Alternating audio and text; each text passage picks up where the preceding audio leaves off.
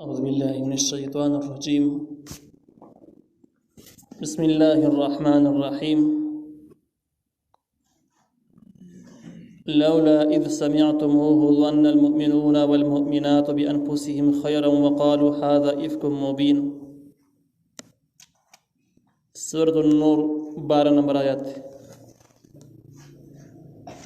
په دې 12 نمبر آیات کې دوه اهم سبقونه دي صراحتا،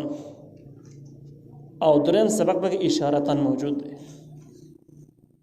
صراحتا ښکاره سبقونه به دې کې دی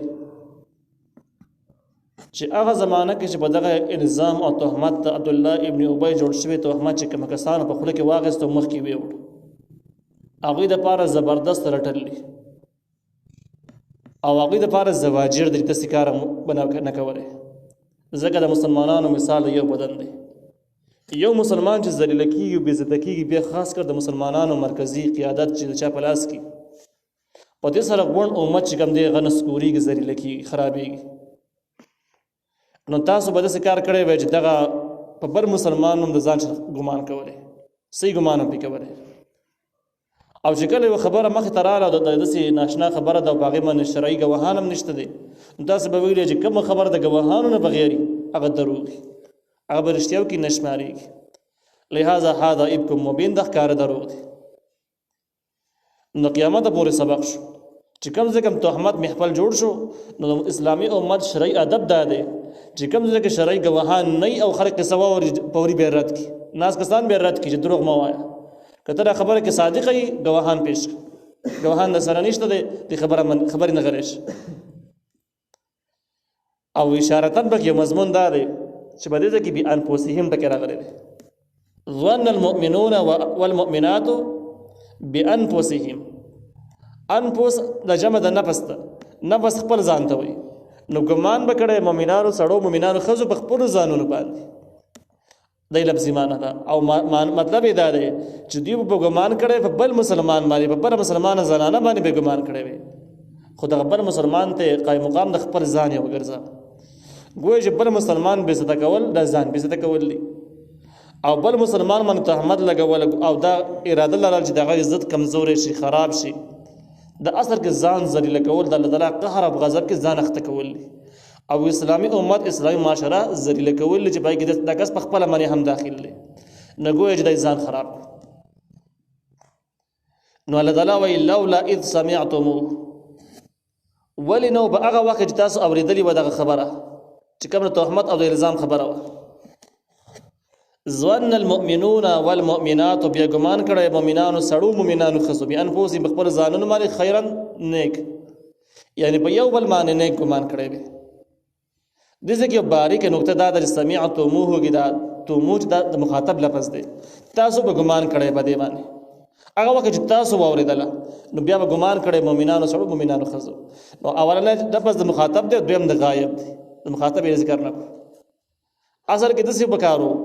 چې لولا اذ سمعتموه ظننتم، چې کوم وخت تاسو دا خبره اورېدلې وه تاسو ګمان کړی وی، لیکن هغه مخاطب ټکی ونه وایو. ځکه ونه وایو چې کله څوک الزام ولګي د الزام نه توبه نه وکړي، هغه ټیمه پورې دا کس د مؤمن ویلو مستحق هم نه دی، صرف د مؤمن وایي دغه مستحق نه دی. نو چې مستحق یې نه دی، نو په دې وجه باندې لفظ د غایب ذکر کړه چې ګویا تاسو اړو له یادو منو، خو د مؤمنانو صفت دا و چې په ځان خپلو مسلمانانو خویندو وروڼو باندې صحیح ګمان کړی وي. نو ظن المؤمنون، بیا ګمان کړی مؤمنانو سړو والمؤمناتو مؤمنانو ښځو بأنفسهم په یو بل باندې، دې مطلب دی او خپلو ځانونو باندې د خپل لفظي معنی ده. نو چا لفظي معنی ذکر کړل چې ګمان یې کړی په خپلو ځانونو باندې، چا دې کړي دي په یو بل باندې، نو دا یو مفهوم دی، دا بلې خپل لفظي معنی ده. خیرا نیک، نیک ګمان دا ده چې داسې جرایم اسلامي امت مسلمانان نه کوي، کوم چې نیکان خلک هغه داسې کارونه چېرته هم نه کوي. بیا د مؤمنانو مور او د الله تعالی آخري پیغمبر او بیا د یو صحابي چې هغه په بدر په جنګ کې حصه اخیستل، هغه داسې کار د چېرته هم نشي کېدلی. فإذ لم يأتوا لولا جاءوا عليه بأربعة شهداء، اول راتله ونه کله په دې خبره خپله خبره باندې بأربعة شهداء، په څلورو ګواهانو باندې. شرعي حکم دا د دا خبرې به اله ثابتېږي چې شرعي ګواهان موجود دي. شرعي ګواهان دی ولې را نوسته باغې باندې، خو شرعي ګواهان سره شته نه، چې نشته نو خبره یې دروغ ده. فإذ لم يأتوا په هغه وخت چې دوی را نوسته بالشهداء ګواهانو لره، فإذ لم يأتوا هغه وخت چې دوی را نوسته بالشهداء ګواهانو لره، فأولئک دا کسان عند الله د الله په نزد باندې هم الکاذبون دروغجن دي. خلاصې دا ده چې دې څور ګواهان پر خپله خبره باندې پیش کولو له پکارو پیش یې نه کړ، چې پیش یې نه کړل نو د الله تعالی په نزد باندې دا خلک دروغجن ثابت دي. و دې ذهن کې یو سوال دی، او سوال دا دی چې یاره داسې خبرې د ثابتولو دپاره څلور ګواهان دي، څلور نوم د الله په نزد هم دروغجن دی. داسې ښکار مضمون یې داسې شو. اوس داسې خو هم کېدی شي سړی یو جرم ویني، یوازې ویني، په دوه کسه ویني، په درې کسه باندې ویني، څلور ګواهان ورسره نه، او چې کله دا کس دا قصه کې دا قصه حقیقت کې رښتیا دروغ نه وي، لیکن دلته وایي چې د الله په نزد باندې هم دروغجن ثابتېږي، چې کله ګواهان څلور نشي پیش کولی د الله په نزد هم دروغجن دی، اگر که ډېر څه لیدلي نو بیا دا یو سوال شي اعتراض شو، او دا خبره خو داسې نه ده، حقیقت کې خو داسې نه ده. د دې جواب چې کوم دی نو تفسیر مظهري نقل کړی دی، دوه جوابونه ذکر کړي دي. تفسیر مظهري د دوه جوابونه داسې کړي دي چې هغه وخت دا څلور ګواهان را نه وصل د الله تعالی په نزد باندې تاسې دروغجن یې. نو دې مطلب دا دی چې مسلمان شان دا ده چې دا به په فضول خبرې په فضول بحثونه نه کوي، چې په کومه خبره کې دیني او دنیوي فایده نه وي هغې خبرې نه به ځان ساتي. چې کله ته یو خبره کوي نو د ده بس خیال او اراده داسې چې یاره زه دې امت ته فایده رسوم، یا که زه یوه قصه هم کوم نو د قصې مطلب به زما دا وي چې د جرایمو د ګناهونو مخنیوی وشي، نو په دغه نیت باندې به کار کوي سړی چې نه د جرایمو د ګناهونو د مخنیوي دپاره څه منصوبه ورسره شته دی، نه یې دین ته فایده شته نه دنیا ته فایده شته، داسې خبرې مؤمن سره مناسب نه دي. اوس دا سړی چې دا څلور ګواهان ورسره نشته دی او قصه کوي چې یاره پلانکي داسې وکړه او ډینګي داسې وکړه، او دې دا دعوه لري چې یاره زه خو دا قصه ځکه کوم چې خلک خبر شي د ګناهونو مخنیوی وشي، نو ګوره دا سړی دروغجن دی. څنګه دروغجن دی؟ ستا په شخصي قصه باندې هغه کس سزا نه میلاویږي، سزا ورته نه میلاویږي، نو ستا ارمان نه پوره کېږي. او دویم ستا په شخصي قصه باندې تا سره ګواهان نشته دی، ته په خپله باندې سزا خوري، اتیا کوړې به ته والی کېږي،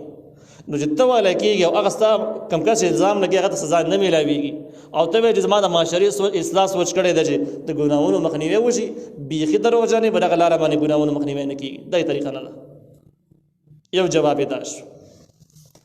دویم جواب دا چې د عند الله دا اصل کې عند حکم الله دی، چې کم کسان څلور ګواهان په خپله خبره باندې نشي پیش کولی، د الله تعالی شرعي حکم دا چې دروغجن به ثابتېږي او اتیا کوړې به والی کېږي، کوم چې وړاندې ذکر شو. نو عند الله دا معنی نه را چې کنې الله تعالی دې نه دی خبر، یا د الله په نزد باندې هم دروغجن دی، نه داسې نه ده، بلکې چې یو شخصي خپله یو معامله لیدلي او بیا دغه کس سره ګواهان نه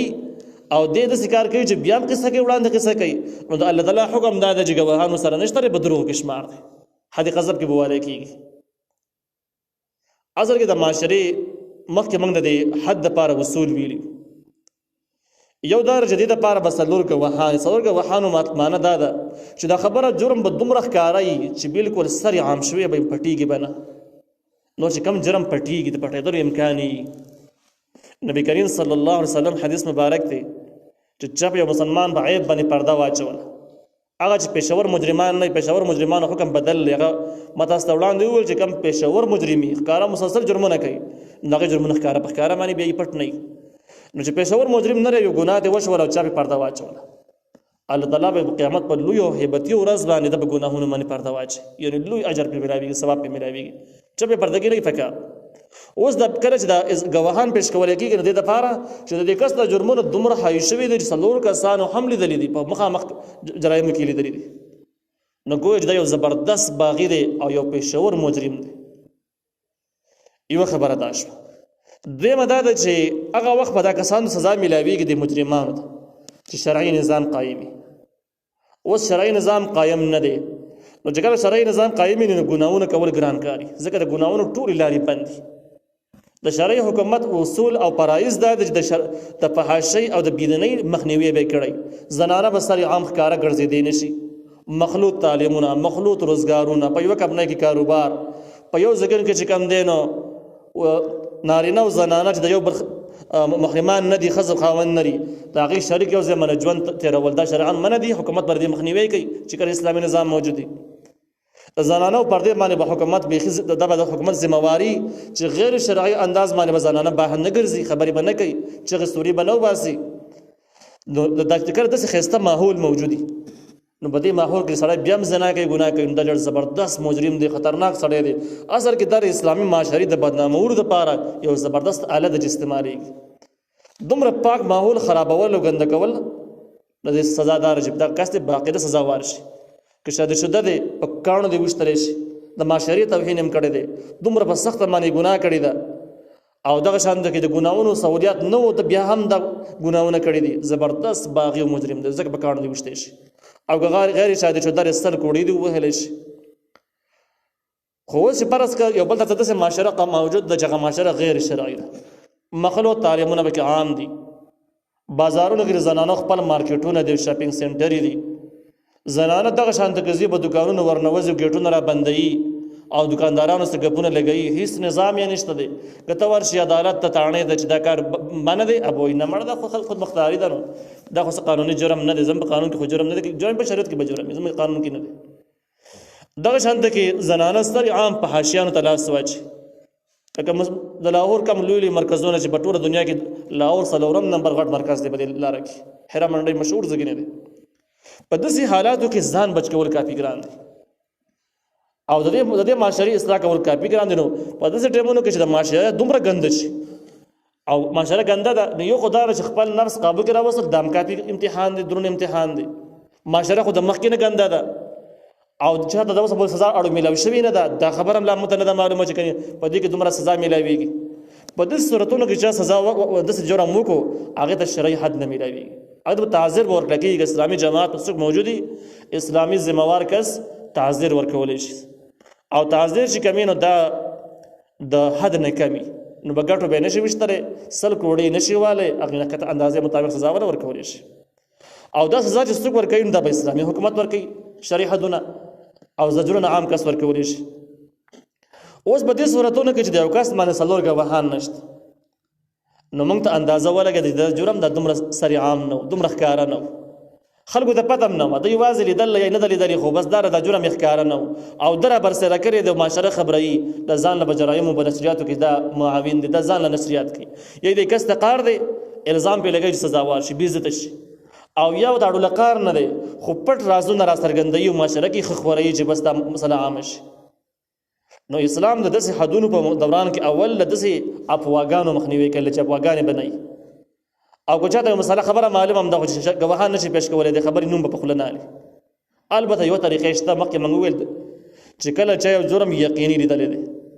او دی یوازې دی دا په شریعت عدالت کې داسې ویلی شي چې ما دغه سړی چې ښځه دی سړی او ښځه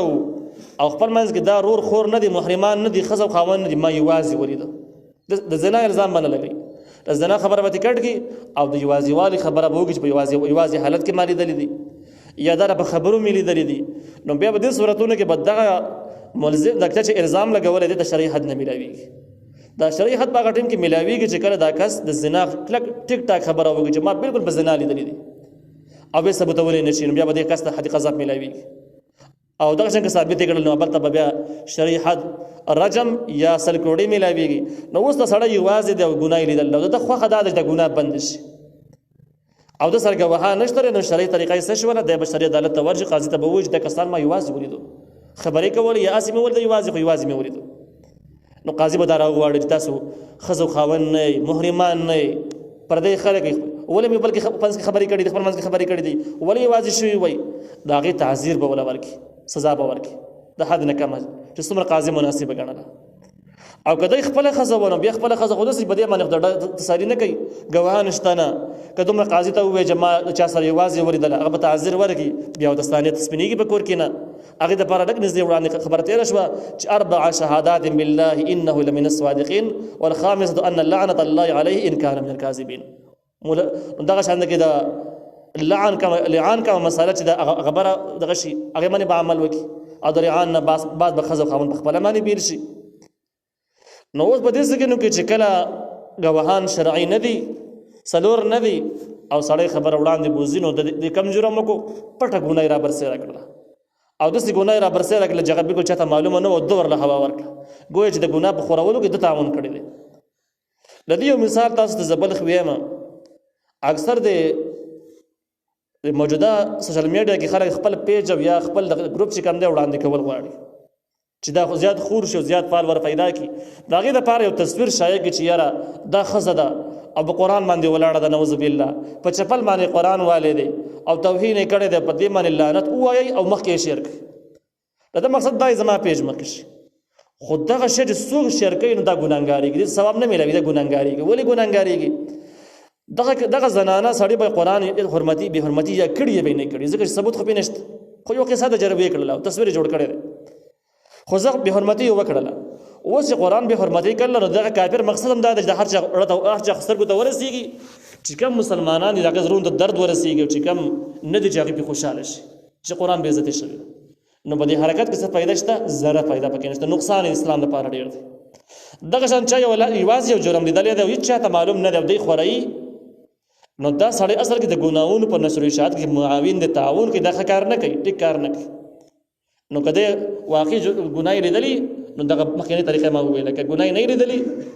او بیا مې الزام لګوي او زنا یې الزام لګوي نو شریعت دا وایي چې سزا یې ورته میلاو شي. نو دې وجه نه قرآن وایي چې لولا جاءوا عليه بأربعة شهداء، ولې دوی راتله نه کوي څلورو ګواهانو باندې چې زنا الزام یې لګول، هغې ثبوت دپاره څلور ګواهان پکار دي. نو ولې نه راولي؟ نه یې شي راوستی. چې نه یې شي راوستلی شته دی نه، الزام دروغ دی او دغه یو کس الزام جوړ کړی دی، څلور کسانو ولا خور کړی دی، باقي صحابه کرام ټول مخالف دي. نو موږ ته اندازه ولګېدله چې ګواهان نشي پیش کولی، د الله په حکم کې دا دروغجن دی. او دغه شان دی کې که دا سړی وایي زه د معاشري اصلاح غواړم نو دا په دې کې هم دروغجن دی، ځکه داسې اصلاح نه کېږي، دا دروغ دی. فإذ لم يأتوا بالشهداء، هغه وخت چې رای نه وستل ګواهان په اولئک هم دغه کسان عند الله هم الکاذبون، د الله تعالی په نزد باندې دروغجن دي. الله تعالی په نزد باندې په دې معنا سره دروغجن دي چې دوی وایي زه د معاشري اصلاح غواړم، دغه طریقه د معاشري د اصلاح نه ده، د زیاتېږي. یا عند الله هم الکاذبون، د الله په نزد دروغجن دي، الله تعالی په حکم کې دروغجن دي. د الله تعالی قانون ټاکلی دی څلور ګواهان نه شي حاضرولای، دروغجن به شمارېږي. د الله په حکم کې دروغجن دی، حد غضب کې به والی کېږي. ولولا فضل الله علیکم ورحمته، او کنه فضل د الله تعالی په تاسو باندې، مخاطبین صحابه دي، ورحمته رحمت د الله تعالی په دنیا کې او آخرت په آخرت کې، لمسکم فيما افضتم فيه، لمسکم رسیدل به تاسو فيما په هغه څه کې افضتم تاسو نه نوتلی وي په هغه کې څه شي کې نه نوتلی وي، د زنا چرچم کوله چې زنا یې کړې ده او الزام هم لګاو. په کوم الزام کې تاسو نه نوتلی وي دغه الزام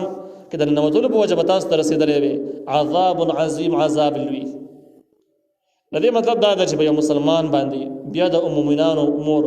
عایشه صدیقه رضی الله تعالی عنها چې په مؤمنانو کې دا ډېره لویه زنانه ده او د دې ډېر زیات علمیت، په زنانو کې ټول زیات علم د عایشې رضی الله تعالی عنها د نبی علیه السلام نه وروسته. او چې کله به صحابه کرامو ته مسلې پیچیده شولې،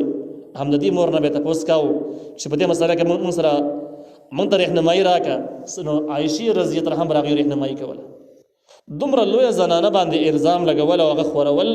دا دومره لوی جرم دی چې په دنیا کې ممکنه وه چې لوی عذاب راغلی وي د دې په وجه باندې. او دغه شان ده کې په آخرت کې هم دوی ته یو دردناک عذاب د جهنم رسېدلی دی، لیکن دا ورته ونه رسېد. ولې ونه رسېده؟ ځکه لولا فضل الله علیکم ورحمته، په تاسو د الله فضل او رحمت شته. نو د دې مخاطبین درې کسان شو، یو مستح، یو حسان او دویم حمنا رضی الله تعالی عنهم. دا درې کسان دي. په دوی د الله تعالی فضل دا و چې اول سر کې الله تعالی دوی ته ایمان نصیب کړو. الله خو ځکه ته ایمان نصیب کړو، د ایمان صلاحیت او د ایمان غزې پکې پکې و، اخلاص پکې پکې و. بیا د دې نه وروسته د نبي علیه السلام سره ناسته پاسته او ملګرتیا نصیب شو. په شاعرانو کې چې څومره شاعران به راتلل او د نبي علیه السلام خلاف په اشعار جوړول، د دغه ذمواري حسان ابن ثابت رضی الله عنه اخیستلې وه او دغه شاعرانو له به دغه شاعرۍ ژبه کې صحیح جوابونه ورکول او د هغوی خولې به بندولې. دغه شان ده کې دغه حسان رضی الله عنه او حسان او دغه مستح رضی الله عنه د بدر په جنګ کې حصه اخیستې وه او دا د بدر صحابه لوی صحابه دي. د هغه کسان چې الله تعالی ته د مغفرت وعده ورسره کړې، تاسو به زه بخښم، دا یې ورسره وعده کړې وه، لوی خلک دي. نو په دې وجه باندې په دې د الله تعالی ډېر لوی فضل. دویم نمبر او د الله تعالی خو نو ذکر دې غلطۍ نه بعد د توبې توفیق هم الله ورکړ، توبه وستله. عبد الله ابن ابي ابن سلول توفیق ورنک، دغه جرمونه د حد نه اوختیو، هغه نو خو هغه توفیق ورنک، د دې درې کسانو له توفیق ورکړ. ټول سیرتونو لیکلي دي چې توبه وستله او دغه توبه الله تعالی بیا قبول هم کړه. دا قیم ثبوت شته توبه قبول ده او دغه توبه قبول دونه بعد به الله تعالی جنت ته بوزي، جهنم ته به نه بوزي. دا ټول د معلومیږي دا چې په دغه درې کسانو د الله تعالی لوی فضل او لوی رحمت موجود. نو که دغه فضل او رحمت به د الله تعالی نه وي، په دنیا کې هم به دې باندې یو لوی عذاب راتلونکی او ډېر امتونه داسې خراب شوي دي او آخرت کې هم د دوی لپاره د یو لوی عذاب خطره وه، خو دغه د الله د فضل د رحمت د وجه نه دغه خطره د دوی نه لرې شوله.